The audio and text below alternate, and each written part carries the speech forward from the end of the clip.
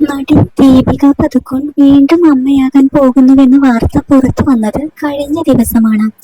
രണ്ടാമത്തെ കുഞ്ഞിനായിട്ടുള്ള കാത്തിരിപ്പിലാണെന്ന വിവരം ദീപികയും രൺവീറും തന്നെയാണ് ഇൻസ്റ്റഗ്രാം പോസ്റ്റിലൂടെ അറിയിച്ചത്. പിന്നാലെ പഴയ അഭിമുഖങ്ങളിൽ ദീപിക കുട്ടികളെ കുറിച്ച് പറഞ്ഞ കാര്യങ്ങളും ചർച്ചയാവുകയാണ്. പോസിറ്റീവ് പ്രഗ്നൻസി ടെസ്റ്റ് കിറ്റും പിടിച്ചിരിക്കുന്ന മകൾ തുവയുടെ ചിത്രം പങ്കുവെച്ചായിരുന്നു ഗർഭിണിയാണെന്ന് താരം അറിയിച്ചത്.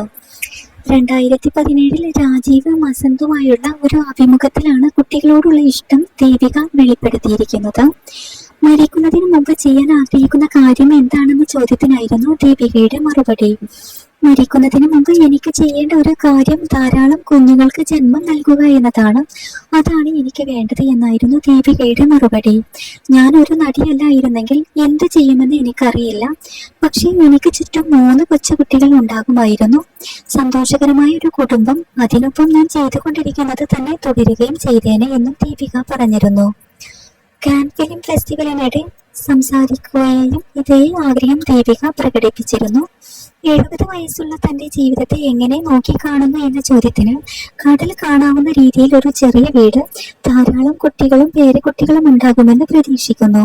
നല്ലതും സന്തോഷകരവും സമാധാനപരവുമായ ഒരു ജീവിതം മാത്രം എന്ന് ദീപിക പദുക്കോൺ അന്ന് പറഞ്ഞിരുന്നു.